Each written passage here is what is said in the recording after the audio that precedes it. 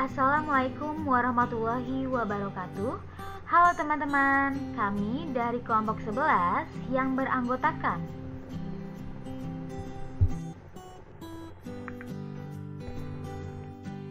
yaitu dengan saya sendiri, Suci Anggraini, dengan nomor NPM 202143502786, dan teman saya Syarla yang ber-NPM 202143502342. Ya, kali ini kami ingin membahas lebih lengkap seputar apalagi kalau bukan media transmisi UMWIDIT.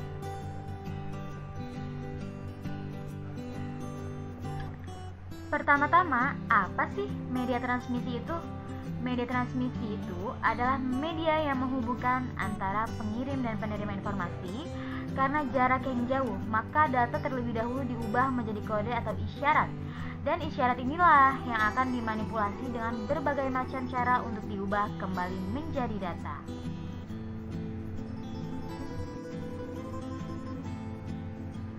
Nah, teman-teman, media transmisi itu terbagi menjadi dua ya, yaitu ada media transmisi guided dan media transmisi unguided. Ya, yang pertama ini ada media transmisi guided. Apa sih bedanya?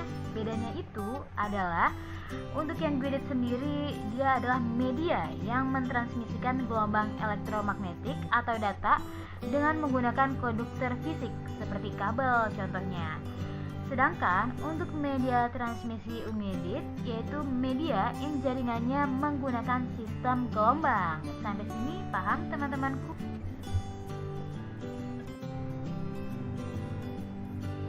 Dan untuk perbedaan transmisi guided atau unguided ada lagi nih teman-temanku. Yang pertama yaitu dilihat dari media transmisi gelombang elektromagnetiknya. Untuk yang guided sendiri yaitu dapat dipandu melalui secara fisik dengan menggunakan jenis kabel.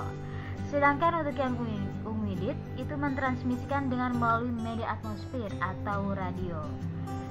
Selain dilihat dari media transmisi gelombang elektromagnetik, kali ini juga ada dilihat dari karakteristik mutu transmisi ditentukan oleh media dan karakteristik sinyal. Ya, untuk transmisi guided yaitu media itu sendiri yang akan menentukan batasan dari transmisi. Sedangkan untuk unguided itu ditentukan oleh kualitas sinyal antena transmisinya. Jadi bisa dilihat ya untuk teman-temanku perbedaannya dilihat dari media transmisi ataupun dari karakteristiknya. Ya, sekarang kita fokus ke media transmisi unguidednya. Apa sih yang dimaksud media transmisi unguided itu? Kali ini aku bakal jelasin, yaitu media transmisi unguided adalah media yang mentransmisikan gelombang elektromagnetik tanpa menggunakan konduktor fisik seperti kabel atau serat optik. Media ini memerlukan antena untuk transmisi dan penerimaan atau transmitter dan receiver.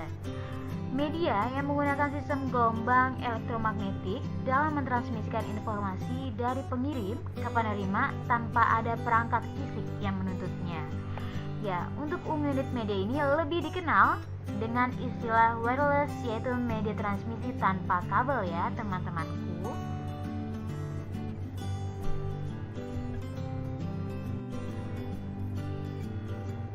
Dan untuk macam-macam sistem gelombang yang ada pada media transmisi unguided, dia bermacam-macam nih teman-teman. Salah satunya yaitu ada gelombang mikro, ada juga gelombang radio, dan tentunya ini ada satelit. Yang terakhir yaitu ada inframerahnya. Untuk penjelasan lebih lengkapnya, kali ini akan dibacakan oleh teman saya atau partner saya yaitu Syarla. Ya, terima kasih Suci. Baik teman-teman, kita lanjutin materinya untuk penjelasan macam-macam sistem gelombang. Yang pertama itu ada gelombang mikro. Apa sih itu gelombang mikro? Yaitu suatu bentuk radio yang menggunakan frekuensi tinggi atau satuan gigahertz yang melingkupi kawasan UHF, SHF, serta EHF. Gelombang mikro itu banyak digunakan di suatu sistem jaringan MAN. warnet, serta juga penyedia layanan internet atau ISP. Aplikasinya itu menyangkut radar, navigasi pesawat terbang, dan oven microwave. Ya, di sini juga ada kelebihan dan kekurangannya. Yang pertama, kelebihannya itu ada akuisisi antar menara tidak perlu dibutuhkan. Yang kedua, dapat membawa jumlah data yang besar. Dan yang terakhir, biaya murah karena tiap tower antena tersebut tidak memerlukan lahan yang luas atau besar. Dan kekurangannya itu ada dua. Yang pertama, rentan terhadap adanya gangguan cuaca seperti hujan. Dan yang kedua, mudah untuk terpengaruh pesawat terbang yang melintas di atasnya. Yang kedua itu ada gelombang radio. Gelombang radio adalah suatu media transmisi yang dapat difungsikan untuk mengirimkan data ataupun suara. Aplikasinya itu ada FM radio, UHF, dan VHF televisi. Kelebihannya itu dapat mengirimkan isyarat dengan posisi tidak harus lurus dan dimungkinkan untuk keadaan yang bergerak. Dan kekurangannya itu terabsorpsi oleh hujan, memerlukan izin pemerintah, dan untuk frekuensi rendah daya menjadi kurang karena penggunaan jarak jauh. Yang ketiga itu ada satelit. Satelit adalah suatu media transmisi yang mengorbit di ketinggian 36.000 km di atas permukaan bumi, yang mempunyai angular orbital velocity yang sama dengan orbital velocity bumi.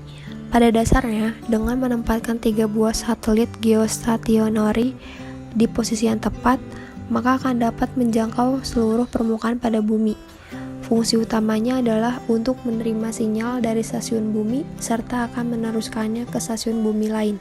Kelebihannya itu ada 3. Yang pertama, lebih murah dibandingkan menggelar kabel antar benua. Yang kedua, dapat menjangkau bumi yang luas, termasuk juga daerah terpencil dengan posisi populasi yang rendah. Dan yang ketiga, meningkatnya trafik telekomunikasi di antara benua yang membuat sistem satelit cukup menarik secara komersial. Dan di sini juga ada kekurangannya. Yang pertama itu adanya keterbatasan teknologi untuk pengguna antena satelit dengan ukuran satelit yang cukup besar. Yang kedua, biaya investasi serta asuransi satelit itu sangat mahal. Dan yang ketiga, atmospheric losses yang besar untuk suatu frekuensi di atas 30 GHz membatasi penggunaan frekuensi karir.